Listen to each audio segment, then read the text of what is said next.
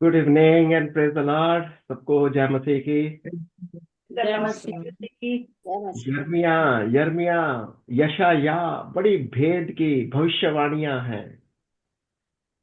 यशाया बहुत पहले से यीशु मसीह के आने की, नए नियम का, बाइबल के अंदर बाइबल, और उसी समय का एक दूसरा भविष्यद्वक्ता भी हुआ जिसका नाम यशाया, सॉरी, यर्मिया। यर्मिया वो भी उसी समय का था। वो भी इसी चीज का प्रचार कर रहा था जैसा यशायाह कर रहा था कि अशूर आ रहा है, बाबिलोन आ रहा है, आगे के राज्य आ रहे हैं, दुश्मन आ रहे हैं, उत्तर की दिशा से आ रहे हैं। यिर्मयाह भी यही कहता है। और किसका विनाश होने जा रहा है? यरूशलेम का, भवन का, मंदिर का। और लोगों को को भी नाश बोला जा, करना। नहीं, लोगों को नाश नहीं करना चाहता। देखिए, ये बड़ा ध्यान से देखिए। इसमें लिखा है ना, देखो मैं इस प्रजा के आगे ठोकर रखूंगा और बाप और बेटा, पड़ोसी और मित्र सबके साथ ठोकर खाकर ठोकर खाएंगे। अगर तुम मेरी बाकी आज्ञा का पालन नहीं करोगे तो ठोकर बीस खाओगे। आए। ठीक है, देखो, बाइबल को टोटल कॉन्टेक्स्ट में देखा करो। टोटल कॉन्टेक्स्ट में देखना है। परमेश्वर कहता है कि क्योंकि ये जमीन इसके पाप के कारण दूषित हो गई है, अब जमीन को मैं नाश करूंगा, इसे खत्म करूंगा, इसे आग लग जाएगी। और जमीन के अंदर क्या क्या आ गया? पूरा का पूरा जमीन ही नहीं, वहां पे खेती, वहां के मंदिर, वहां के भवन, सब कुछ। और लोगों को बोला जा रहा है तुम यहां से निकलो। कहां निकलो? तुमको बोला बाबिलोन से निकलो। अभी अब तुम बाबिलोन की ओर जाओ जैसा वो कह रहा है। पर लेकिन लोग, वहां के याजक, भविष्यद्वक्ता इस बात को ग्रहण नहीं कर रहे, मान नहीं रहे। और वहां के जो झूठे भविष्यद्वक्ता, वो राजा को, प्रजा को क्या प्रचार कर रहे थे? कुछ नहीं होगा, कोई विपत्ति नहीं आने वाली, प्रभु पर यहोवा हमको बचा लेगा, हमें कुछ भी। तो यहां पर प्रभु क्या कह रहा है? ये सब झूठे हैं। यिर्मयाह इसी बात का वो प्रचार कर रहा है कि ये झूठे भविष्यद्वक्ता जो तुम्हें झूठी बातें कहते हैं, शांति शांति, पर लेकिन कोई शांति नहीं मिलेगी। और ये जो भविष्यवाणियां हैं, ये नए नियम को भी, इसको कॉन्टेक्स्ट को लेकर समझना चाहिए कि नए नियम के कॉन्टेक्स्ट में आज हमको इस भूमि का, इस भवन का, ये फिजिकल एंगल जो है, इसको हम कैसे समझते हैं? नए नियम के हिसाब से प्रभु का वचन सिखाता है कि वो मंदिर तुम हो। यीशु ने कहा वो मंदिर तुम हो। ठीक है, कौन सा मंदिर? ये शरीर, ये फिजिकल चीजें, जो कुछ फिजिकल है हमारे पास। यीशु ने कहा वो मंदिर मैं हूं, परमेश्वर से उतरा हुआ वो मंदिर मैं ना, इस मंदिर को ढा दो, इसे मैं 3 दिन में खड़ा कर दूंगा, नया मंदिर बना दूंगा। कौन सा नया मंदिर? यीशु मसीह आपके लिए, मेरे लिए वो भविष्यवाणी कर रहा था कि ये वाला शरीर, ये शरीर ढाया जाएगा। इस शरीर का ढह जाना तय है, क्योंकि ये शरीर पाप की वजह से नाश हो चुका है, करप्ट हो चुका है। परमेश्वर की दृष्टि में इसका नाश होना तय है। अब तुम्हें इस शरीर को, इससे हटकर तुमको यीशु मसीह वाले बदन में दाखिल होना है। कैसे? यीशु मसीह को ग्रहण कैसे करना है? यीशु मसीह की मृत्यु में, यीशु मसीह के पुनरुत्थान में, यीशु मसीह के वचन में, यीशु मसीह की आज्ञाकारिता में तुम एक नया जन्म, एक नई सृष्टि बन जाओ। अगर तुम इसमें से बाहर नहीं निकलोगे तो आज भी वही विपत्ति हमारे दरवाजे पर है। वही विपत्ति आपको सामना करने के लिए अगर आप प्रभु यीशु मसीह में अपने आप को नहीं पाते, अगर हम किसी भी तरीके से शरीर शरीर की बातों में रहते हैं, तो हमें कुछ भी हैरानगी नहीं होनी चाहिए कि हमने शैतान की शक्तियों का, वो दुश्मन का उसके लिए रास्ता खोल रखा है। और परमेश्वर उसको इजाजत भी दे देता है। जहां शरीर शरीर की बातें होती हैं, वहां पर शैतान को लिए दरवाजा खुला है। और यही शिक्षा, यही बात पुराने नियम में हो रही है। यिर्मयाह भी इसी बात को बता रहा है कि तुम इस देश को, इस जगह को छोड़ दो, क्योंकि ये जगह भ्रष्ट हो गई है। अब उत्तर दिशा से किसी को उसने इजाजत दे दी, बाबिलोन को इजाजत दे दी। अब इसी कॉन्टेक्स्ट के साथ मैं चाहूंगा कि आज यिर्मयाह उसका 7वां अध्याय पढ़ेंगे।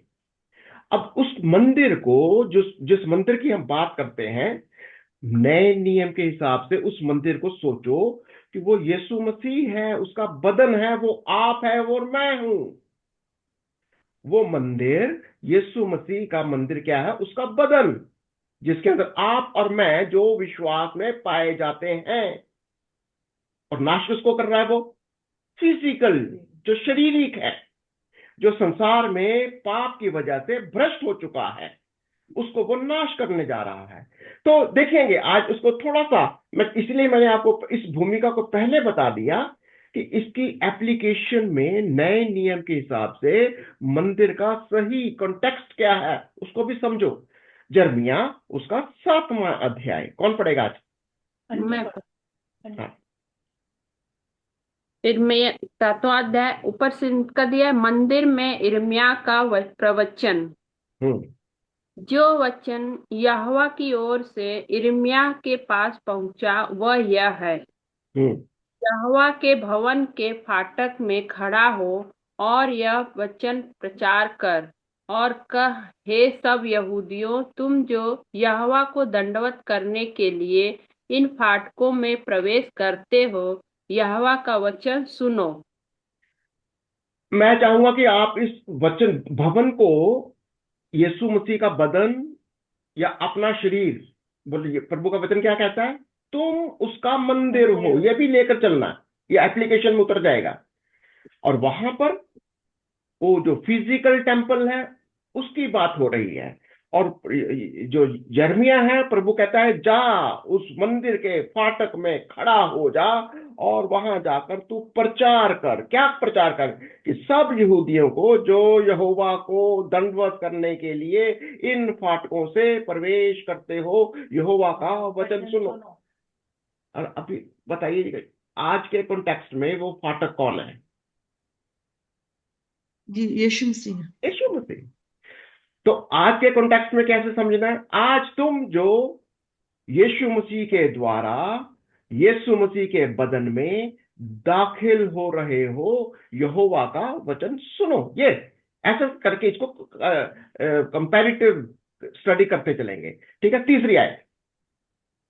सेनाओं का यहोवा जो इज़राइल का परमेश्वर है यूं कहता है, अपनी अपनी चाल और आपका काम सुधारो, तब मैं तुमको इस स्थान में बसे रहने दूंगा।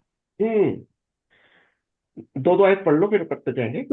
तुम लोग यह कहकर झूठी बातों पर भरोसा मत रखो, यही यहोवा का मंदिर है, यही यहोवा का मंदिर, यहोवा का मंदिर। तो यहां पर कहता है तुम अपनी सोच के अनुसार, सिर्फ कई बार ना हम अपने आप को एक झूठी कल्पनाओं का सहारा लेने, हाँ मैं प्रभु का मंदिर हूं, मैं प्रभु का हूं। पहली बात, अगर तुम सोचते हो कि तुम यहोवा का मंदिर हो, तू परमेश्वर का मंदिर हो, फिर अपने चाल को भी देखो, अपनी अपनी चाल और अपनी काम को सुधारो। अपने अपने चाल को देखो, अपने अपने कामों को देखो। ठीक है, यदि तुम अपनी चाल को नहीं सुधारोगे, मैं क्या करूंगा? मैं तुम्हें यदि क्या तुम इस स्थान में तुम्हें रहने नहीं दूंगा। तब मैं तुमको इस स्थान में रहने न दूंगा। क्योंकि वो इस स्थान को क्या करने जा रहा है? उस स्थान को वो नाश करने जा रहा है। उस स्थान के ऊपर वो भवन को ढाने जा रहा है। आग लगाने जा रहा है और बाबीलोन को उत्तर दिशा से बुला रखा है, क्योंकि वो स्थान पाप की वजह से भ्रष्ट हो चुका है। ठीक है, तुम लोग क्या कहते हो? आगे चलो, चलो, यदि तुम लोग हैं। यदि तुम सचमुच अपनी अपनी चाल और काम सुधारो और सचमुच मनुष्य मनुष्य के बीच न्याय करो, परदेशी और अनाथ और विधवा पर अंधेर न करो, इस स्थान में निर्दोष की हत्या न करो और दूसरे देवताओं के पीछे न चलो जिससे तुम्हारी हानि होती है। तो अब इस मंदिर के अंदर क्या करना चाहिए था तुमको? पहली बात, नहीं, तुम्हें अपनी अपनी चाल को सुधारना होगा, अपने सचमुच कामों को सचमुच में मनुष्यों के बीच में मनुष्य, सचमुच मनुष्य मनुष्य के बीच में न्याय करो। न्याय करो। अब देखो, प्रॉब्लम क्या चल रही थी उस वक्त क्या प्रॉब्लम चल रही थी, उसको भी देखो और आज को भी देखो।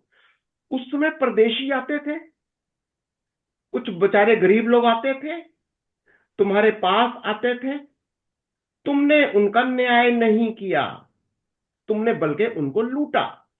ये कह रहा है उनको, और ये कह रहा है परदेशी और अनाथ और विधवा पर अंधेर ना करो, इस स्थान में निर्दोष की हत्या ना करो, और और पैरेलली और क्या तुम कर रहे हो वहां पर? दूसरे देवताओं के पीछे ना चलो जिससे तुम्हारी हानि होती है। इसी मंदिर के अंदर तुमने दूसरे देवी देवता भी बना रखे हैं। जो मन में इसी मंदिर के अंदर तुम्हारे मन की और भी कल्पनाएं हैं। ये देखो, बिल्कुल आज अप्लाई हो रहा है ये। अगर हमारे माइंड के अंदर, अगर हमारे आंखों में, मन में वह विचार, चोरी, झूठ और भी अलग अलग कल्पनाएं हैं, वो क्या है? वचन क्या सिखाता है? मूर्ति के बराबर है। वो सारी की सारी गंदगी, पाप की बातें जो हमारे मुंह से निकलती हैं, वो हमारे अंदर से निकलती हैं। वो क्या है? वो इस मंदिर के अंदर हमने मूर्तियां, वह विचार, गंदगी, पाप को रख रखा है। और बल्कि करना क्या चाहिए हमारे को? इस चाल चलन से सुधरना चाहिए।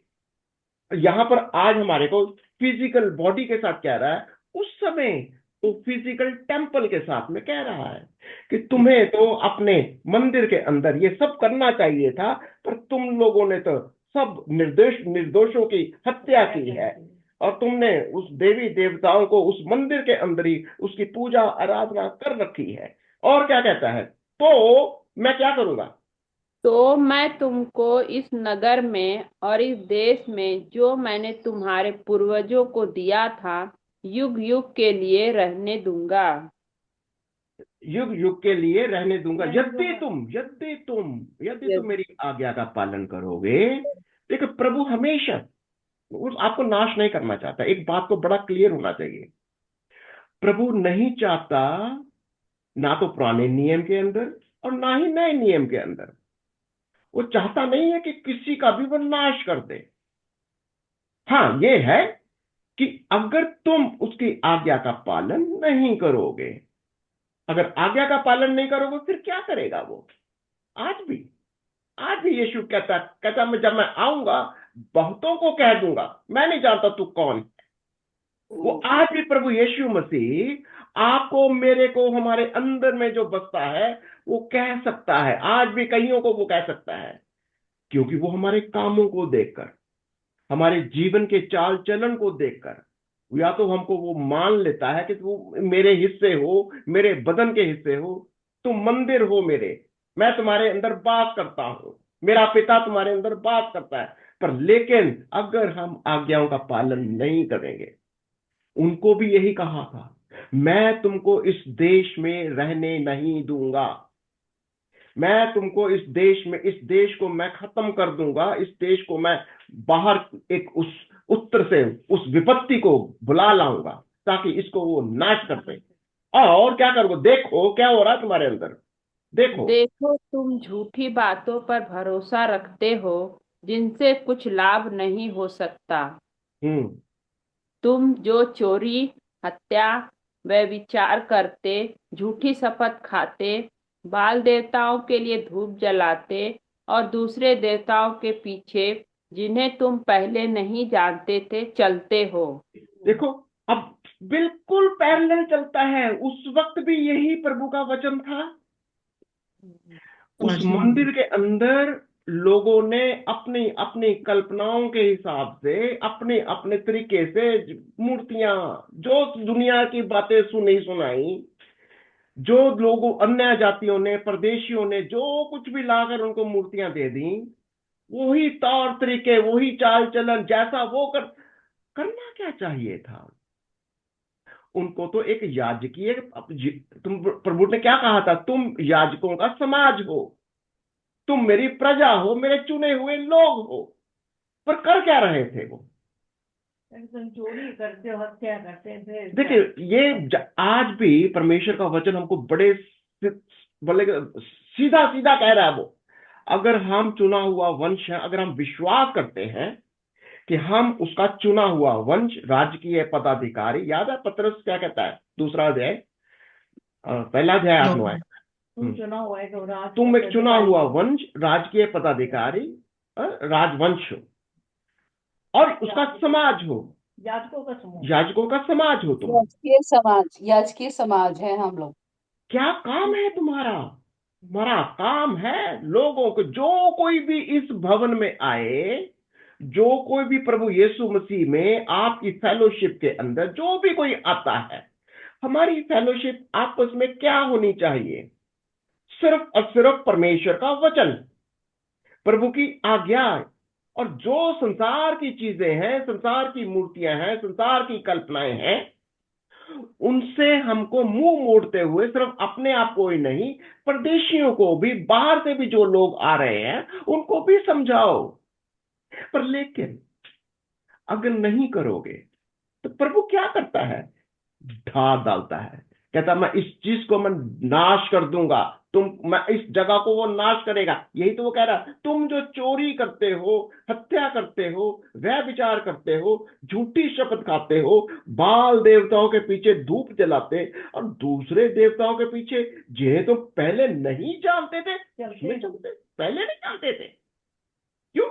जब प्रभु, देखो, कई बार होता है ऐसा, कई बार होता है जब हम प्रभु के पास आते हैं, हमारे माइंड में कुछ भी, हम बड़े सादगी के साथ प्रभु को ग्रहण करते हैं, पर धीरे धीरे हमारे मन के अंदर कुछ कल्पनाएं जन्म ले लेती हैं। ये कल्पनाएं, ये सोच, ये विचार, कहां से आती हैं? संसार से, संसार की चीजों से, संसार की सोच से, जो हम लोगों से मिलते जुलते हैं। क्योंकि क्योंकि हम अपनी जिम्मेवारी को भूल जाते हैं, फिर वो उसका इन्फ्लुएंस, उसका प्रभाव जब हमारे ऊपर पड़ता है, कहीं ना कहीं हम भटक जाते हैं, भूल जाते हैं कि मेरा तो काम था इसको समझाना, उल्टा ये मेरे को बदल डाला, अब पता भी नहीं चलता ये यही हो रहा है। तो आगे चल दो, यार 10वीं आए। तो क्या यह उचित है कि तुम इस भवन में आओ जो मेरा कहलाता है, और मेरे सामने खड़े होकर यह कहो, हम छूट गए हैं कि वे सब घृणित काम करें? क्या मतलब है? तुम मेरे भवन में भी आते हो और फिर बोलते मैं तो आजाद हूं। अब अब देखो, ये वो क्या सोच रहे हैं? हम आजाद हैं, प्रभु के भवन में आ गए, प्रभु माफ कर देता है, प्रभु अरे कुछ नहीं कुछ नहीं। तुम देखो, आज भी बहुत सारी शिक्षाएं चल रही हैं। ये प्रभु ने तुम्हारे सारे पापों को, पहले वाले, आज के, बाद वाले, फ्यूचर वाले, सारे पापों का यीशु ने कीमत चुका दी। अब तुम जो मर्जी करो। अगर ऐसी सोच में अगर आपको कोई भी शिक्षा दे रहा है, सावधान हो जाना, क्योंकि ऐसी शिक्षा बहुत ज्यादा प्रचलित है। बहुत सारे लोग इस बात के लिए अपने जीवन के अंदर उसका संचालन नहीं करते। अपने जीवन में वो पाप के प्रति व्यभिचार, जो भी लिस्ट दी जा रही है, तुम्हारा झूठ, ये जो लालच और क्या क्या बता रहा है वो, दूसरे देवताओं के पीछे जाना, ये सारी चीजें वो घृणित जो बातें हैं, लापरवाही से अपने माइंड के अंदर, अपने जीवन के अंदर अगर आने दे रहे हो, हम परमेश्वर के भवन को भ्रष्ट कर रहे हैं। कह रहा हम छूट गए हैं कि ये सब और बहुत सारे लोग कहते हैं हम तो छूट गए हैं। ये सब घृणित काम क्या ये सब घृणित काम नहीं है? क्या ये सब घृणित काम नहीं करते? क्या? आगे पढ़ो, 11वीं आयत। क्या यह भवन को जो मेरा कहलाता है तुम्हारी दृष्टि में डाकुओं की गुफा हो गया है? मैंने स्वयं वह देखा है, यहोवा की यह वाणी है। यीशु ने नहीं कहा था? जब याद है, जब यीशु मसीह उस मंदिर के अंदर गया था कोड़े से मारा था। तो यीशु ने देखा इस भवन के अंदर स्पष्ट वो लेन देन, सिक्के, वो सब व्यापार। मेरे पिता के घर तो तुमने डाकुओं की खो बना दी। अगर आपके लिए प्रभु की सेवकाई एक बिजनेस है, देखो मैं बड़ा क्लियर बता रहा हूं अभी। अगर किसी को लगता है कि प्रभु की सेवकाई करना एक तुम्हारे को नौकरी मिल गई, तुमको एक सिर्फ कमाई का साधन है, व्यापार का अड्डा है, बहुत खतरे में हो, बहुत खतरे में हो। परमेश्वर तब भी इस चीज के लिए वार्निंग देता था, तुमने मेरे भवन को डाकुओं की खो बना दिया। लोगों के साथ व्यापार था, जब सेक्रीफाइस लेकर आओ, ये लेकर आओ, वो लेकर आओ, बस पैसा कमाओ। और अगर आज भी हम परमेश्वर के भवन को, परमेश्वर की सेवकाई को, वचन की सेवकाई को अगर पैसे का धंधा बना दिया है, और ये बहुत बड़ी समस्या है इस वक्त। वो कह रहे हैं ना, मैंने स्वयं ये देखा है, यहोवा की ये वाणी है। यस, प्रभु ने इस बात के लिए बात 3 जगह पर बोला है। अगर देखना, मत्ती 21 का 13, मरकुस 11 का 17, लूका 19 का 46, देख लेना, अभी आपको लगेगा तो कोई बात नहीं। और आपको मालूम ही है कि प्रभु यीशु ने बड़े गुस्से, यही एक जगह था यीशु ने अपना क्रोध दिखाया था। उसने उसने रस्सी का हंटर बनाया था, उठा के उनके सारे मेज पलट डाले थे, और उसने कहा था कि मेरे पिता के भवन को डाकुओं की खो मत बनाओ। ठीक है, और क्या कहता है कि मेरा जो 12वीं आयत, मेरा जो स्थान सिलो में था, जहाँ मैंने पहले अपने नाम का निवास ठहराया था, वहां जाकर देखो कि मैंने अपने प्रजा इज़राइल की बुराई के कारण उसकी क्या दशा कर दी है। ये शिलो कहां पर है? इज़राइल, उत्तरी राज्य। अब अभी हमने पढ़ लिया था, यशायाह के अंदर भी पढ़ा कि जो उत्तरी राज्य था उसको उसने किसके अधीन कर दिया था? किसके अधीन कर दिया था? कौन आया था उसको नाश करने के लिए? असुर। अश्शूर। जोर से बोलो, अश्शूर आया था। अश्शूर का राजा आया था। अश्शूर ने उस उत्तरी राज्य को नाश किया। पर लेकिन ये दक्षिणी राज्य यानी ये यहूदा बच गया। यहूदा बच गया था। परमेश्वर ने इस चीज को, यहोवा ने क्यों होने दिया कि उत्तरी राज्य को उसने नाश किया? क्योंकि उन्होंने उस भवन को, उस जगह को करप्ट कर दिया पाप करके। क्योंकि वहां पर अश्शूरी लोग आए और सब कुछ उन्होंने गलत कर दिया। और यही यही कारण है, कहता कि मेरा स्थान जो शीलो में था, शीलो मतलब उत्तरी राज्य, जो जहाँ मैंने पहले अपने नाम का निवास ठहराया था, वहां जाकर देखो कि मैंने अपनी प्रजा इस्राएल को बुराई के कारण उसकी क्या दशा कर दी है। ठीक है, क्या दशा कर दी थी? अश्शूर के हवाले कर दिया, अश्शूर के राजा के हवाले कर दिया, गुलामी में भेज दिया था। अब क्या हो रहा है? 13वीं आयत। अब यहोवा की यह वाणी है कि तुम जो ये सब काम करते आए हो, और यद्यपि मैं तुमसे बड़े यत्न से बातें करता रहूं, तो भी तुम नहीं सुना, और तुम्हें बुलाता आया परंतु तुम नहीं बोले। अब ये यहूदा से बात हो रही है, दक्षिणी राज्य। दक्षिणी राज्य से यही बात कह रहा है, मैंने उनको मैं नाश किया, उस जमीन को नाश किया, उनको गुलामी में भेज दिया, अश्शूर की गुलामी में भेज दिया। अब मैं तुमसे बड़े यत्न के साथ मैं तुम्हारे पास आ रहा हूं, बड़े यत्न से मैंने अपने वचन को तुम्हारे पास भेजता, पर तुम सुनते ही नहीं हो। मैं तुम्हें बुलाता आया परंतु तुम नहीं बोलते। यानी कुछ लोगों की ऐसे एटीट्यूड हो जाता है कि परमेश्वर के वचन के लिए उनके कान बड़े बहरे हो जाते हैं। उनकी आंखें भी धुंधली होती हैं कि वचन उनको दिखाई ही नहीं पड़ता। और यही वो वचन कह रहा है कि मैं तुमको बड़े यत्न से कहना चाहता हूं, समझाना चाहता हूं, पर इसीलिए तो 14वीं आयत, इसलिए यह भवन जो मेरा कहलाता है, जिस पर तुम भरोसा रखते हो, और यह स्थान जो मैंने तुमको और तुम्हारे पूर्वजों को दिया था, इसकी दशा मैं सिलो की सी कर दूंगा। शीलो की सी कर दूंगा। शीलो कौन सा था? उत्तरी राज्य का, उत्तरी राज्य का वो भवन, उत्तरी राज्य। याद है जब आपने शमूएल और एली की बात हो रही थी, वो कौन सा, ये वही जगह थी, उत्तरी राज्य का। जब शमूएल और एली के दो याजक थे, याद है क्या करते थे वो? हाँ हाँ हाँ, वो यस, दो बेटे थे उनके, वो ये बेटे मंदिर के सैमुअल के। अंदर ही व्यभिचार करते थे। हाँ, एली के भी, और आगे फिर शैमुएल के भी वही था, साफ तौर तो दोनों यहाँ के। पर प्रभु का वचन क्या सिखा रहा है? कहता मैंने उसको नाश, और फिर उस एली का क्या हुआ, उसके दो लड़कों का क्या हुआ, उसके पूरा का पूरा, यस। माफ कर। और परमेश्वर ने उत्तरी राज्य को फिर अशूर के भी हवाले कर दिया, उस भवन को भी ढा दिया। ये सारी बातें हो रही हैं, और कहता यही काम मैं तुम्हारे साथ करूंगा, यही बात मैं तुमको कह रहा हूं कि ये बात जो उनके साथ हुआ, ये ऐसी ही दशा तुम्हारी हो जाएगी जैसा मैंने 15। जैसा मैंने तुम्हारे सब भाइयों को अर्थात सारे अप्रेमियों को अपने सामने से दूर कर दिया है, वैसा ही तुमको भी दूर कर दूंगा। अप्रेमी कौन थे? उत्तरी राज्य वाले, सामरिया वाले।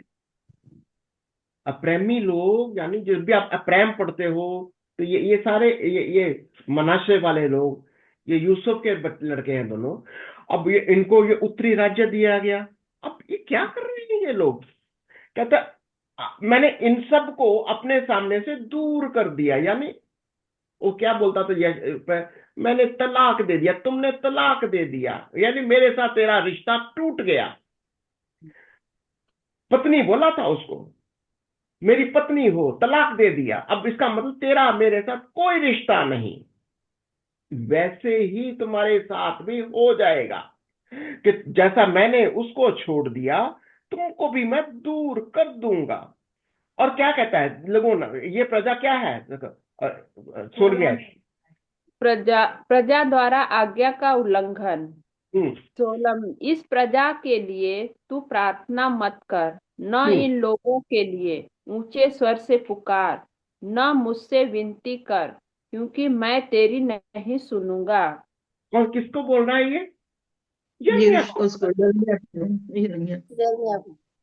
आज्ञा यिर्मयाह, दे। यिर्मयाह क्या कह रहा है? अरे प्रभु क्या? रहम कर, प्रभु ये तेरे लोग हैं। देखिए बिल्कुल वही बात है जो आप और मैं आज हम करते हैं। और ये किसका दर्शन है? यीशु मसीह वाला, प्रभु का दास। जब देखो प्रभु का दास यानी यिर्मयाह, अगर आज के कॉन्टेक्स्ट में देखेंगे यीशु मसीह, परमेश्वर का क्रोध एक साइड पर होता है, परमेश्वर की आग एक साइड पर होती है, परमेश्वर हमको नाश कर देना चाहता है, भस्म कर देना चाहता है, पर बीच में कौन आ जाता है? यीशु मसीह। यीशु मसीह मध्यस्थता करता है, बीच में खड़ा हो जाता है। कैसे? वो उसको, पिता को, अपनी वाचा को याद दिलाता है कि हे पिता, मैंने इनके लिए लहू बहाया, बीच में खड़ा हो जाता है।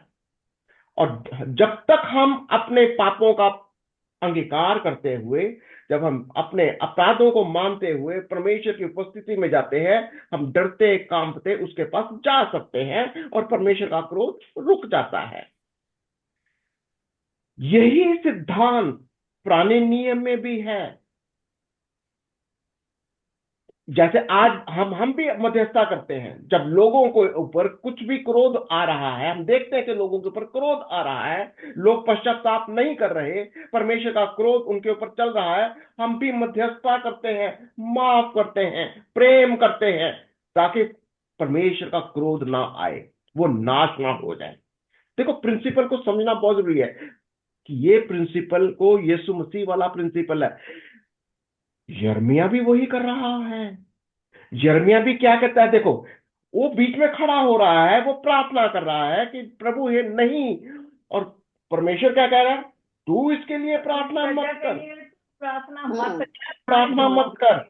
ये लोग ऐसे, देखो बड़ा इंटरेस्टिंग है, पर आगे चलेंगे, चलो अब इसको समझाएंगे। मैं इसको एक और एग्जांपल देना चाहूंगा। आपको याद है जब मूसा से क्या कहा था उसने? जब मूसा 32 और उसकी 10 से 14, कोई पढ़ेगा जरा, जल्दी से पढ़ो जरा, मूसा 32 और उसकी 10 से 14। और मूसा से भी यहोवा ने कहा था, अब तू मुझे, क्योंकि जब ये मूर्ति पूजा करने लगे तो परमेश्वर मूसा से क्या कहा था? अब मैं इनको भस्म कर दूंगा, क्योंकि ये लोग मूर्ति पूजा कर। अब मूसा बीच में खड़ा हो गया, नहीं, इसको नाश मत कर। ये बीच बिचाव का जो सिद्धांत है, वो यीशु मसीह का सिद्धांत है।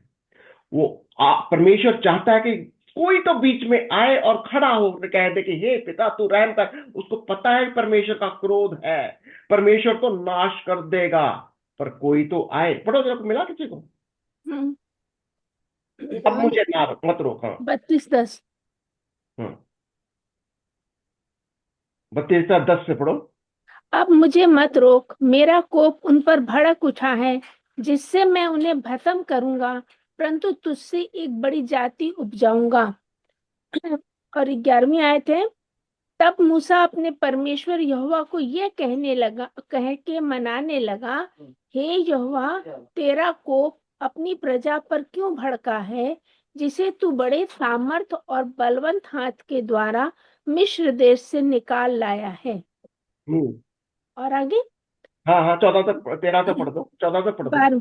12वीं आयत, मिस्री लोग ये क्यों कहने पाए, वह उनको बुरे अभिप्राय से अर्थात पहाड़ों में घात करके धरती पर से मिटा डालने की मनसा से निकाल ले गया। तू अपने भड़के हुए कोप को शांत कर और अपनी प्रजा को ऐसी हानि पहुंचाने से फिर न जा।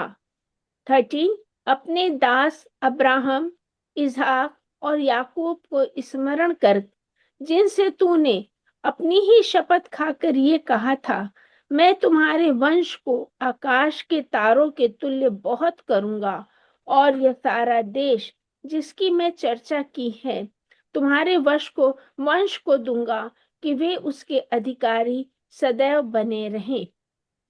और 14 है, 13 14। तब हाँ, तब यहोवा अपनी प्रजा की हानि करने से जो उसने कहा था पछताया। हम्म। 14 तक।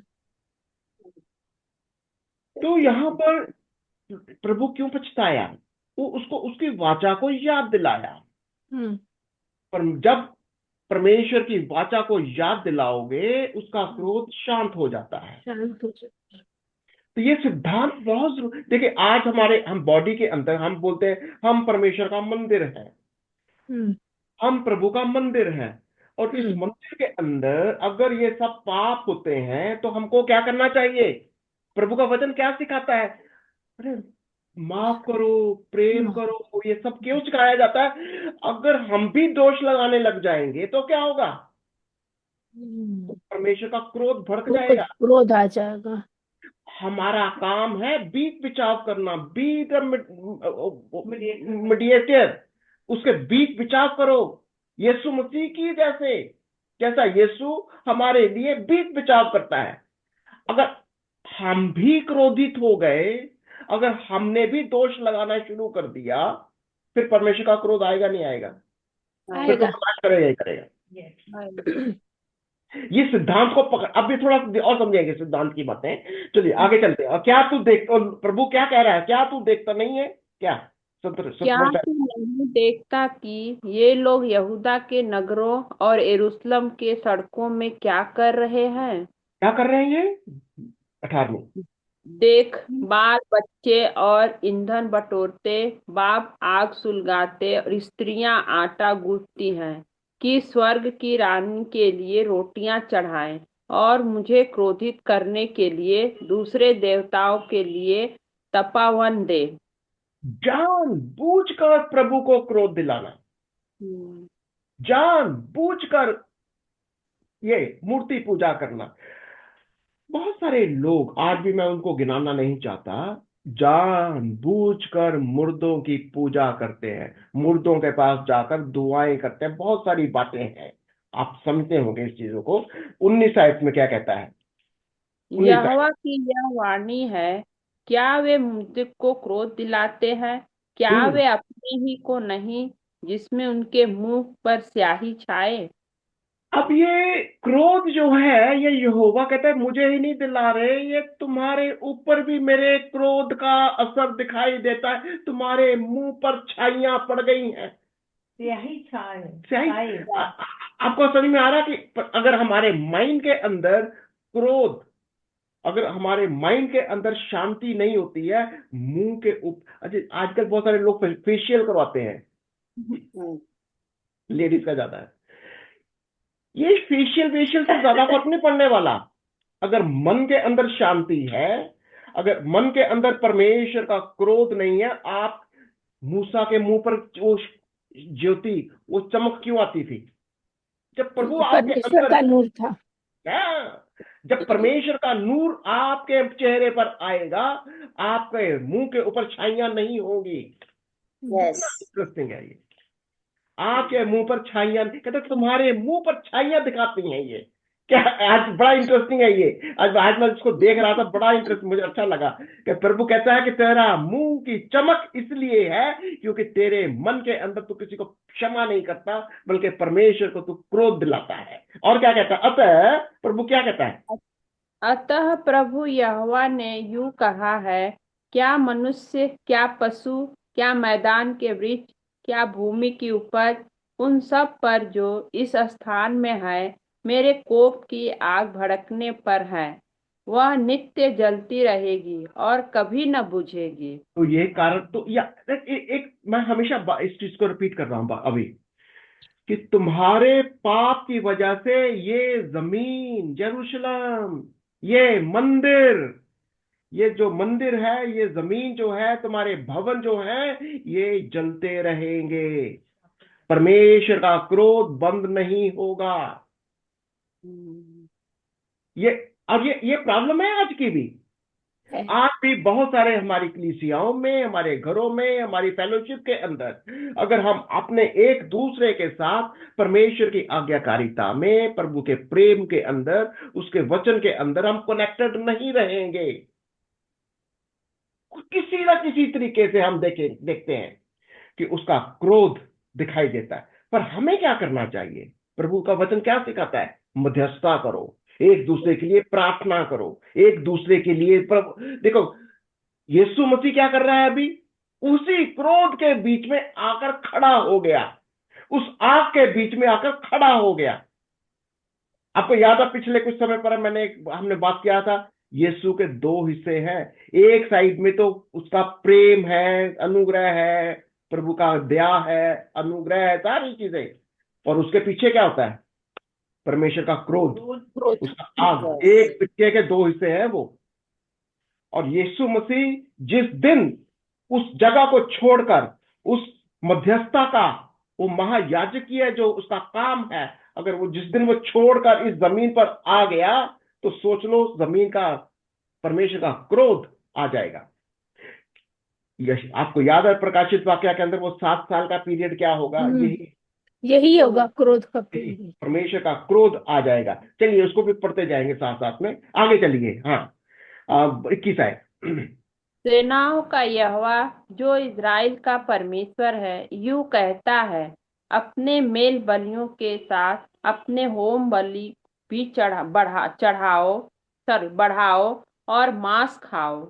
क्योंकि क्योंकि जिस समय मैंने तुम्हारे पूर्वजों को मिस्र देश से निकाला, उस समय मैंने उन्हें होम बलि और मेल बलि के विषय में कुछ आज्ञा न दी थी, परंतु परंतु मैंने उनको यह आज्ञा दी कि मेरे वचन को मानो, तब मैं तुम्हारा परमेश्वर हूँगा और तुम मेरी प्रजा ठहरोगे। और तो ये जिस मार्ग में मैं तुम्हें आज्ञा दूं, उसी में चलो, तब अब तुम्हारा भला होगा। अब उसने कहा था मैंने तुमको शुरू में ये मांस खाने की ये सब नहीं, पर लेकिन कब से दिया था, ये आज्ञा कब से आई थी, जब उन्होंने मिस्र छोड़ा था। जब मिस्र छोड़ते समय जब उन्होंने कहा था अब मेमना लो, वो उसको उसका लहू बहाओ, क्या वाचा बांधी थी उसने, अपने लहू बेमने की वाचा, लहू की वाचा। अब उसने उसको मांस खाना सिखाया, या तो किसका रूप था ये? यीशु मसीह का। यीशु ने कहा ये मेरा बदन है, इसे खाओ, ये लहू पीने की चीज है, ये प्याला पियो। क्यों? मेरी याद में यही किया करो। क्या? मेरी वाचा को याद रखना। आज भी अगर हम यीशु के बदन को खाने से इनकार करते हैं, यानी उस फेलोशिप के अंदर जो यीशु का बदन है, यीशु का लहू है, अगर हम उसको नहीं खाते और पीते, हम उसकी वाचा का इनकार कर रहे हैं, हम भूल गए हैं। और यही तो कहता है, पर उन्होंने मेरी ना सुनी। देखो 24 है। हाँ। पर 24। उन्होंने मेरी न सुनी और न मेरी बातों पर कान लगाया। वे अपनी ही युक्तियों और अपने बुरे मन हट पर चलते रहे और पीछे हट गए और पर आगे न बढ़े। तो यही प्रॉब्लम है। प्रभु कह क्या रहा है इनको, इनके ऊपर क्यों प्रभु का क्रोध आ रहा है? उसकी वाचा का पालन नहीं करते। वाचा क्या है? उसकी आज्ञा, सिर्फ एक ही आज्ञा दी है, सिर्फ मैं ही एक यहोवा हूं, मेरे अलावा और कोई नहीं है। उसको छोड़ और किसी से तू प्रेम नहीं करेगा। सब तन मन धन से तुम उस परमेश्वर यहोवा की तू से प्रेम करना। और दूसरी आज्ञा क्या है? जैसा तू जिस अपने जैसा तू अपने से करता वैसे ही तू किसके साथ कर, पड़ोसी से भी करो। उसी से कर। और प्रभु कहता यही आज्ञा मैं तुझे आज भी देता हूं। और यही बात कहता, पर लेकिन वो नहीं मानते। देखिए आज भी ये एक समस्या है। आज भी हमारे, हम कहने को तो हम फेलोशिप करना चाहते हैं, फेलोशिप करते भी हैं, पर लेकिन अगर हमारे माइंड के अंदर, हमारे जीवन के अंदर, फेलोशिप के अंदर ये वाला फेलोशिप नहीं है। यीशु मसीह का बदन, यीशु का लहू, यीशु का वचन, उसका प्रेम नहीं है। और कहीं ना कहीं संसारिक चीजें अगर माइंड के अंदर, हमारी प्रैक्टिस के अंदर, तो उसको मूर्ति पूजा का बराबरी दिया जाता है। यही तो कह रहा वो। और क्या कहता 25 आयत के अंदर? जिस दिन तुम्हारे पुरखा मिस्र देश से निकले, उस दिन से आज तक मैं तो अपने सारे दासों भविष्यवक्ताओं को तुम्हारे पास बड़े यत्न से लगातार भेजता रहा, हाँ, परंतु परंतु उन्होंने मेरी नहीं सुनी, न अपना कान लगाया। उन्होंने हठ किया और अपने पुरखों से बढ़कर बुराई की। यानी प्रभु क्या कह रहा है? तुमको मैं लगातार कोई ना कोई भविष्य वक्ता, कोई ना कोई दास, परमेश्वर का दास, कुछ भी मैं तुम्हारे पास भेजता रहा हूं। तो तुम्हारा मन क्यों इस बात के लिए हट्टी हो जाता है? तुम लोग इतने कठोर क्यों हो जाते हो? हैं? और क्या कहता है वो? तू सब बातें उनसे कहेगा क्या? तू सब बातें उनसे कहेगा, पर वे तेरी न सुनेंगे। तू उनको बुलाएगा, पर वे न बोलेंगे। देखिए प्रभु की सेवकाई के अंदर ये आपने महसूस किया होगा, जितना आप प्रचार बढ़ाते जाओगे लोगों के कान पक जाते हैं, नहीं सुनना चाहते।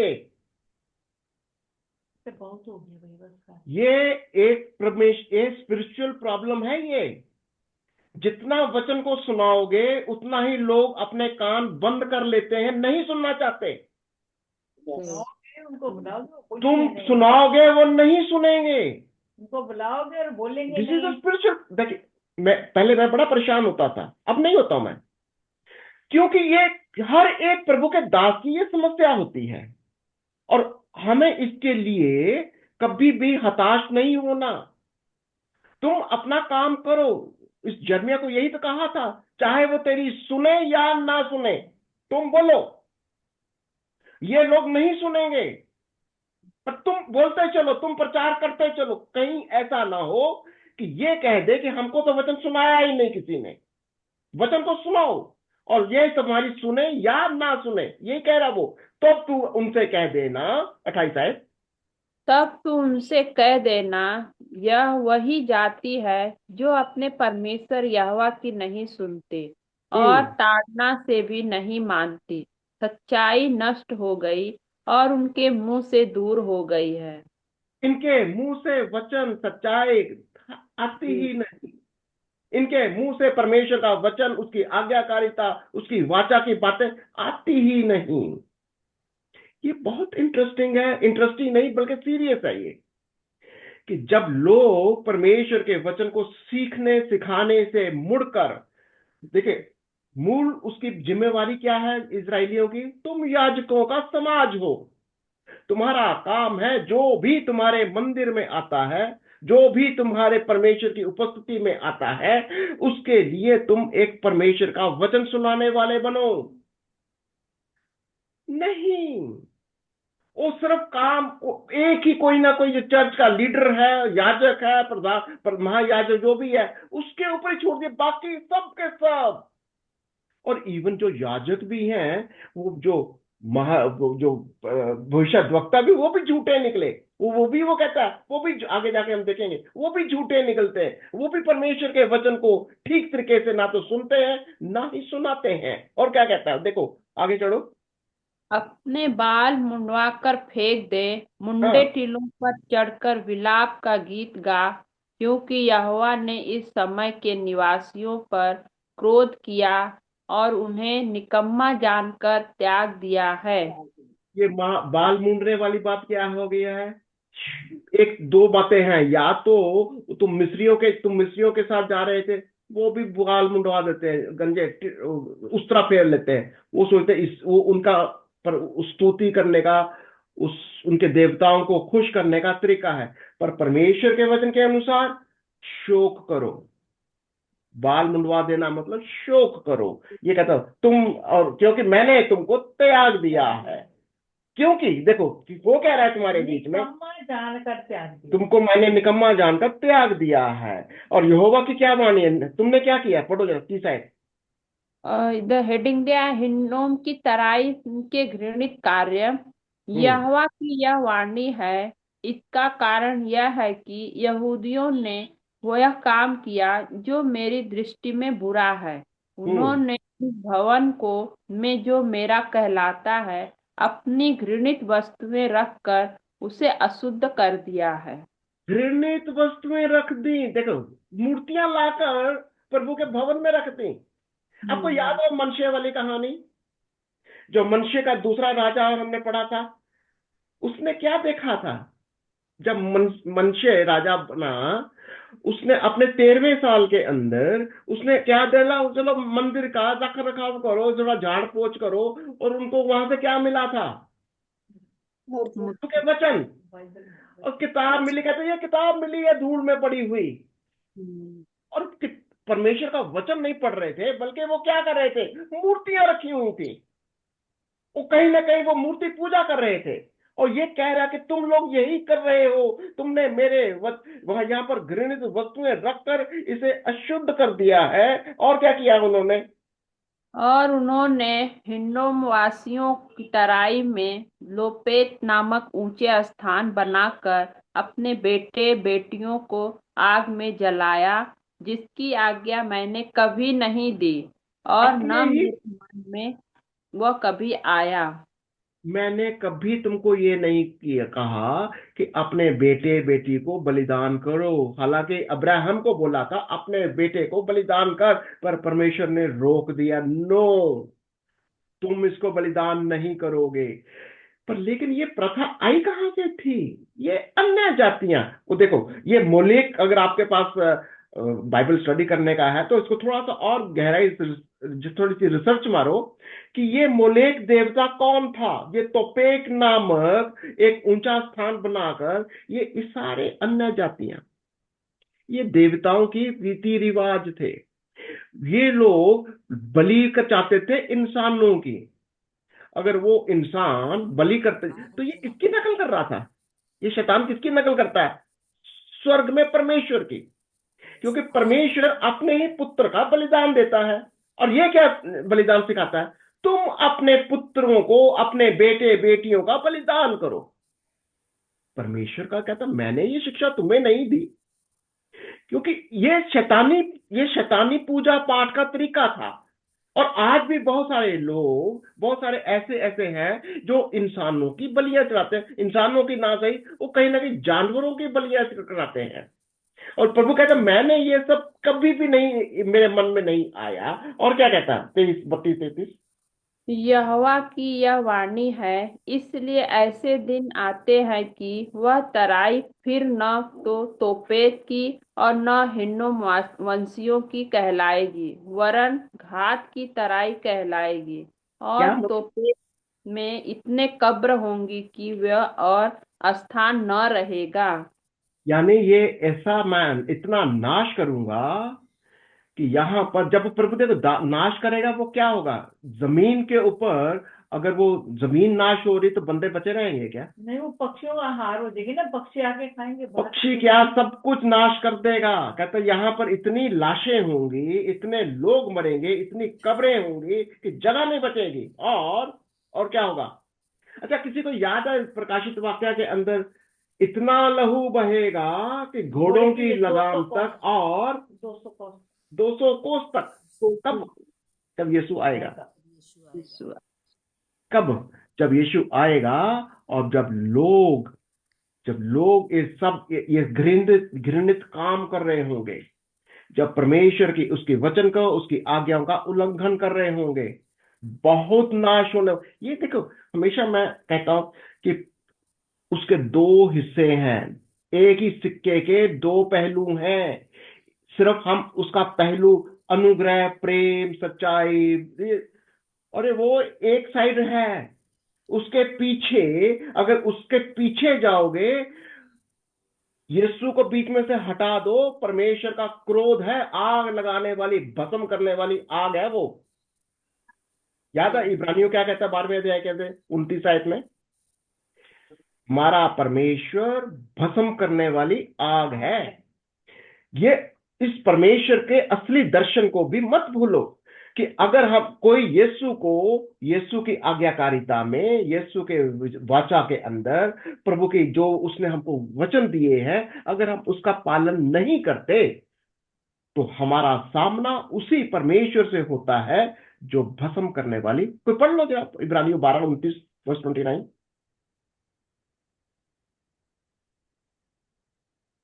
मिला? यस। इब्रानियों 12 वर्स 29। विश्वास ही से, इब्रानियों 12 नहीं, ना, क्योंकि 20 हमारा परमेश्वर 12 भस्म में करने वाली है। भस्म हाँ करने वाली आग है। हाँ क्योंकि हमारा परमेश्वर भस्म करने वाली आग है। हमारा देखिए, जब यीशु मसीह को हटा दो, मैं यही कह रहा हूं, यीशु मसीह को बीच में से हटा दो, यही परमेश्वर भस्म करने वाली आग है। आग है। क्या? क्योंकि हम अगर उसका सामना करने की हिम्मत रखते हैं तो यीशु को हटा दो बीच में से, यीशु के वचनों को, उसकी वाचा को हटा दो। पर लेकिन प्रभु का वचन क्या सिखा रहा है? इसीलिए इतने इतने शव होंगे। 33-34 को पढ़ दो भाई।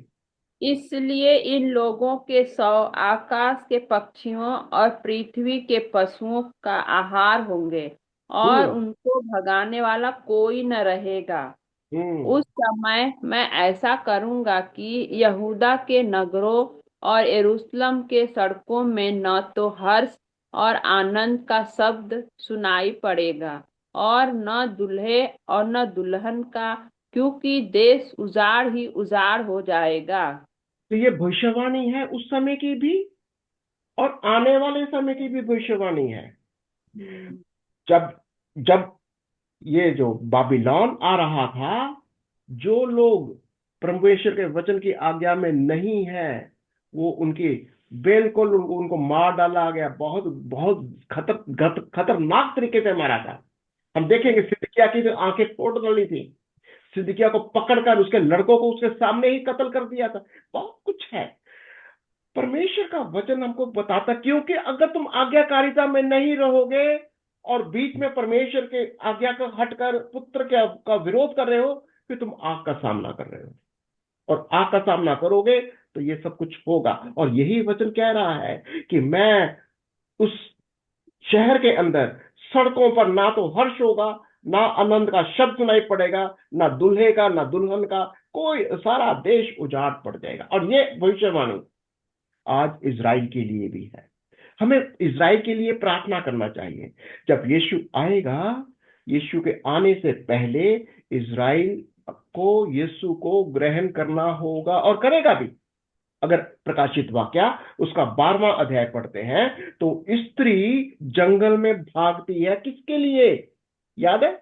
जब वो यीशु मसीह को ग्रहण कर लेती है, जब पुत्र जन्म दे देती है, वो पुत्र स्वर्ग में उठा लिया जाता है, यानी इजराइल का रैप्चर। जैसे हमारा रैप्चर हो जाएगा 7 साल से पहले, हम उठा लिए जाएंगे, इजराइल भी उठा लिया जाएगा। नीचे क्या होगा? बहुत लहू बहेगा, बहुत बहुत नाश होगा, राष्ट्रों का न्याय होगा, और जेरूसलम के अंदर बहुत कलेश होगा। और ये सारी भविष्यवाणियां हमको समझनी है, और हम अपने परमेश्वर को हल्का ना लें। ये परमेश्वर जितना प्रेम करने वाला है, जितना दयालु है, वो तब तक दयालु है जब तक हम उसकी आज्ञाओं में बने रहते हैं। बड़ी सिंपल आज्ञाएं। प्रभु यीशु मसीह की उस वाचा को याद रखो। जब हम एक दूसरे के लिए प्रार्थना करते हैं, यीशु के लहू का वास्ता दो, परमेश्वर से बोलो। वो परमेश्वर जो हमें भस्म कर देना चाहता है, जो हमारे पापों के कारण हमें नाश कर देना चाहता है, हमारी भूमि को नाश कर देना चाहता है, सिर्फ यीशु मसीह का वास्ता दो। यीशु हमारे लिए मरा, यीशु का लहू मेरे लिए बहा, यीशु ने सलीब के ऊपर सारे जगत के पापों को अपने ऊपर लेकर आपके लिए, मेरे लिए माफी का संदेश दिया, परमेश्वर के साथ हमारा मेल मिलाप कर दिया। उसने हमें माफ नहीं किया कि हम भी एक दूसरे को माफ करें और परमेश्वर के राज्य में, उसकी उपस्थिति में दाखिल हो जाए, दूसरों को भी निमंत्रण दे। अगर आपके माइंड में कुछ भी ऐसी बातें आ रही हैं कि कैसा परमेश्वर है, और कैसा परमेश्वर है जो कि आग, भस्म करने वाली आग है, पर लेकिन साथ ही साथ में बड़ा दयालु भी है, बड़ा प्रेमी परमेश्वर भी है, वो है उसका पुत्र। अपने पुत्र के माध्यम से आपके द्वारा, मेरे द्वारा संसार को वो ये संदेश भी देना चाहता है कि अगर हम उसकी आज्ञाओं का पालन करेंगे, हम उसके क्रोध से, उसके जो भी उसका क्रोध है, आज भी क्रोध, हमें उससे बचना है। अपने परिवारों के लिए, अपने देश के लिए, अपने समाज के लिए हम प्रार्थना करेंगे। आपके लिए कोई भी प्रार्थना का विषय है, आप हमें लिखिए, बताइए। और अगर कुछ सवाल भी है, जरूर आप हमारे साथ लिखिए और हमारे साथ जुड़िए। कुछ भी सवाल हैं आपके, हम आपके सवालों का जवाब देने का पूरा यत्न करेंगे। और कोई जरा प्रार्थना करेगा आपके लिए। आइए हम दुआ करें। धन्यवाद, धन्यवाद जीवित और सामर्थी पिता प्रभु जी, धन्यवाद के साथ प्यारे पिता परमेश्वर, हम सब अपने सरों को प्रभु आपके सम्मुख झुकाते हैं। खुदावन सच में प्रभु आप महान सामर्थी पिता है प्रभु, और खुदावन प्रभु हम आपके उस रूप को भी देखते हैं खुदावन जब पढ़ रहे हैं प्रभु, कि खुदावन जितनी दया, जितना प्रेम आपने हमारे लिए उंडेला है खुदावन, और उसके दूसरी तरफ प्रभु जो आपका एक और रूप है खुदावन, वो अभी तक हमने नहीं देखा प्यारे पिता परमेश्वर, लेकिन जब वचन में पढ़ रहे हैं खुदावन, यिर्मयाह के द्वारा खुदावन हम समझ पा रहे प्रभु कि तू कितने अपने धीरज को, अपने आप को प्रभु हम लोगों को बदलने के लिए प्रभु रोक के खड़ा है प्रभु। सच में खुदावन हम तेरा सामना नहीं कर सकते प्रभु, न तेरे सामने टिक सकते पिता, लेकिन ये तेरी करुणा और दया है प्रभु कि हम अब तक जीवित हैं प्यार पिता परमेश्वर प्रभु जी। पिता होने दे खुदावन प्यार पिता परमेश्वर के हम सब बदल जाएं प्रभु, हम अपने मनों को फिरा लें प्यार पिता परमेश्वर खुदावन प्यार पिता परमेश्वर प्रभु। तूने अपने दासों के द्वारा प्रभु हम तक अपने सुसमाचार को प्रभु पहुंचाया है खुदावन, कि यदि अब तक भी हमारे मन में ऐसी कोई बातें हैं खुदावन, तुम अपने जीवन से फिरे। हाँ खुदावन प्यार पिता परमेश्वर सच में प्रभु हम एक हठीली जाति के जैसे प्रभु तेरे सम्मुख खड़े रहते हैं प्रभु, और डरते और कांपते भी नहीं है प्रभु, कि तू कितना सामर्थी है प्रभु, ये सच में प्रभु, यदि तू अपनी नजर भी इधर फेरेगा खुदावन तो हम नाश हो जाएंगे। ओ पिता प्रभु जी, हमारे मनों को प्रभु तू तैयार कर पे पिता परमेश्वर, हमारे हठीले मनों की भूमि को प्रभु तू नम्र कर पे पिता परमेश्वर। प्रभु तू हम पर दया कर पे पिता परमेश्वर प्रभु, कि हम तेरे वचन से प्रभु जी सीखने पाए पे पिता परमेश्वर। खुदावन ये जो वचन आज हम तक पहुंचे हैं खुदावन, ये हमारी भूमियों पे पड़े हैं खुदावन, हमारी भूमियां इस वचन को ग्रहण करे पे पिता परमेश्वर, इसकी जड़ें हम में मजबूत हो खुदावन पे पिता परमेश्वर, ताकि एक दृढ़ पेड़ बनकर प्रभु उस पे फलों से लदा हुआ खुदावन औरों के लिए काम आने वाला पेड़ बने पे पिता परमेश्वर प्रभु। खुदावन पे पिता परमेश्वर, सच में प्रभु तू सच्ची दाखलता है खुदावन, और हम सब तेरी डालियां हैं खुदावन। खुदावन तू आज डालियों को दिखा रहा है खुदावन कि कैसी डालियां हैं हम प्रभु जी, हम कैसे लोग हैं प्रभु जी। खुदावन पे पिता परमेश्वर, यदि हम फलवंतित नहीं हो रहे हैं, यदि हमारे अंदर वो फ्रूट्स नहीं आ रहे, यदि हमारे अंदर कोई बदलाव नहीं आ रहा खुदावन, तो सच में प्रभु हम तेरे साथ टिके नहीं रह सकते पिता। तेरे वचन में बताया खुदावन के कौन तेरे भवन में रहने पाएगा, किसे तू एंट्री देगा पे पिता परमेश्वर, वो जो बुराई से, छल से, कपट से अपने आप को दूर रखेगा खुदावन, अपने आप को शुद्ध करके रखेगा खुदावन। तेरा रिश्ता ऐसे लोगों के साथ नहीं हो सकता खुदावन जो बुरे और गंदे और घिनौने काम करते हैं प्रभु, क्योंकि तू पवित्र है खुदावन, और तू चाहता है तेरे लोग पवित्र बने मेरे पिता। प्रभु जी हम तेरा धन्यवाद करते पिता, चाहते हैं खुदावन ये जो वचन आज हमने सुने हैं खुदावन, यदि आज भी अभी तक भी मेरे अंदर खुदावन, हम लोगों के अंदर प्रभु कोई ऐसी बात है खुदावन जो हमसे हट नहीं रही प्रभु, तो आज तेरा वचन प्रभु हमारे अंदर काम करे प्यारे पिता परमेश्वर, और हम अपने जीवनों को शुद्ध करें प्रभु। माफी का जीवन खुदावन हमारे जीवन में आए प्रभु, हम अपने पापों का अंगीकार करें प्यारे पिता परमेश्वर खुदावन, और तेरे उस पवित्र कलाम को खुदावन हमारे जीवन में ठहरने दे पिता। प्रभु जी प्यारे पिता परमेश्वर, हम धन्यवाद करते प्रभु इस अच्छी स्टडी के लिए खुदावन, यिर्मयाह के अध्याय के लिए खुदावन। प्रभु जी खुदावन ये बातें जो हम सीख रहे हैं खुदावन, ये हमारे चित्त से उतरने ना पाए प्रभु, वरन दूसरों के लिए प्रभु जी हम इसमें कारगर बने प्रभु, अपने बच्चों को, अपने भाई बहनों को, अपने लोगों को प्रभु, अपने जाति भाइयों को खुदावन इस सच्चाई से वाकिफ कराएं खुदावन। इससे पहले खुदावन कि हम किसी को सिखाएं खुदावन, हम खुद को तैयार करना चाहते हैं प्रभु। देख खुदावन, जैसे दाऊद ने कहा कि मुझ में कोई बुरा चाल चलन या बुरी बात तो नहीं, हाँ खुदावन तू देख हम में कोई ऐसी बात तो नहीं प्रभु, तू हमें काट और छाट प्रभु अपने वचन के द्वारा प्रभु। हम तैयार होना चाहते हैं खुदावन, हम तुझ में बढ़ना चाहते हैं प्रभु, हम में तो कोई खूबी लियाकत नहीं खुदावन कि हम अपने आप बढ़ जाए, लेकिन हम चाहते हैं खुदावन कि तू हमें तैयार कर प्रभु, तू हमें लेकर आया पिता, हम पे दया कर पिता। प्रभु जी कल से लैंड शुरू होंगे खुदावन, फिर से एक बार लोग भाई बहन प्रभु जी इन दिनों में प्रवेश करवा रहे खुदावन, होने दे खुदावन इस बार हम सच्चे मन से खुदावन प्रभु जी तेरी और फिरने वाले हो सके प्रभु जी। खुदावन मनों का खतना करके आए प्यारे पिता परमेश्वर, दिखावे के लिए ऊपर से हम उपवासी ना जान पड़े खुदावन, हमारे हृदयों को प्रभु जी फाड़ कर प्रभु तेरे सामने आने वाले हो सके खुदावन। प्रभु प्यारे पिता परमेश्वर, सच में खुदावन ये बदन प्रभु मिट्टी का बना हुआ है खुदावन, इसके अंदर की हर एक वो बुराई खुदावन हम अपने अंदर से छांट कर कंकर बिन बिन कर निकालने वाले हो सके प्रभु जी, और तेरे वचन के अनुसार अपनी जिंदगियों को बनाने वाले हो सके। इस रोजों में खुदावन जब भाई बहन तैयारी के साथ आए खुदावन, तो उन्हें मनों से तैयार करके लेके आना प्रभु जी खुदावन, ताकि जो कुछ भी इन वर्षों में प्रभु जी इन दिनों में वो सीखे खुदावन, सच्चाई के साथ प्रभु तेरे नाम को लेके चलने वाले हो सके प्रभु। हमारे इस छोटे से झुंड के लिए खुदावन जो तेरे सामने है खुदावन, एक एक भाई बहन के लिए प्रभु मैं प्रार्थना करती पिता, इन्हें अपनी दया में बना के रखना प्रभु जी, इन पे तेरी कृपा बनी रहे, इनके घरानों पे तेरी कृपा बनी रहे प्यारे पिता परमेश्वर, इनके मनों को प्रभु तू तैयार कर देना खुदावन। हाँ प्यारे पिता परमेश्वर, बुलाए हुए तो बहुत सारे हैं, चुने हुए थोड़े हैं खुदावन, और यदि तूने इस कलाम के लिए प्रभु इस छोटे झुंड को चुना है खुदावन, तो तू तैयारी का मन दे प्रभु, ताकि ये 10 नहीं प्रभु 10 से 10,000 बन जाए खुदावन प्यारे पिता परमेश्वर, और तेरे नाम को दुनिया के कोने कोने में फैलाने वाले हो सके। मैं ब्रदर वीपी मैसी जी के लिए धन्यवाद करती हूँ, सिस्टर क्रिस्टीना जी के लिए धन्यवाद करती हूँ, धन्यवाद करती हूँ अंजू बहन के लिए प्रभु, जिन्होंने वचन पढ़ने में सहायता की प्रभु।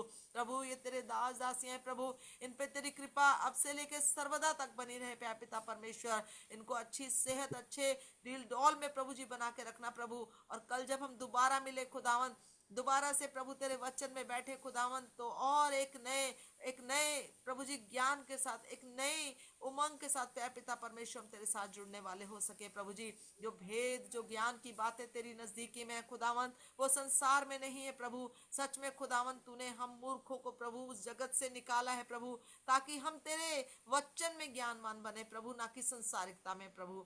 पिता होने दे, हम अपने आप को सर के बाल से लेके पैर के नाखून तक प्रभु तेरे सामने रखते हैं पिता। तू हमें काट छाट प्रभु और अपने लिए तैयार कर प्रभु। सच में खुदावन प्रभु तू महान और दयालु पिता है प्रभु। खुदावन जब हम इन बातों को सीख रहे हैं खुदावन, कैसे मध्यस्थता की जाती है, कैसे बिचवैया बना जाता है प्रभु, कैसे एक याजक का क्या काम है खुदावन, एक भविष्यद्वक्ता का जीवन कैसा होना चाहिए पिता प्रभु। हम बहुत सारी चीजों को सीख रहे हैं प्रभु। यदि अपने आप को हम कहीं पर अपने आप को ऐसा पाते हैं खुदावन, और हम कहते हैं कि हम तेरा चुना हुआ समाज है, हम याजक हैं प्रभु, तो होने दे खुदावन हम सच्चाई के रास्ते पे चलने वाले हो सके। झूठ, छल, कपट, बुरी बातें, गंदी सोच, बुरा विचार, व्यभिचार, ऐसी बातें खुदावन जो यदि हमारे जीवन में प्रभु, तो तू हम में से दूर कर प्यारे पिता परमेश्वर, भस्म कर उन चीजों को प्रभु अपने वचन से प्रभु हमारे अंदर से, ताकि हम तेरे वचन के अनुसार बनने वाले हो सके पिता। इस दुआ को बड़े ईमान के साथ हमारे खुदावंद यीशु नासरी के वसीले से पिता हम इस दुआ को मांग रहे प्रभु जी। हमारी विनती को सुनना और कबूल करना यीशु नासरी के वसीले से, आमीन। आमीन एंड आमीन। प्रभु आपको बहुत आशीष और बरकत दे।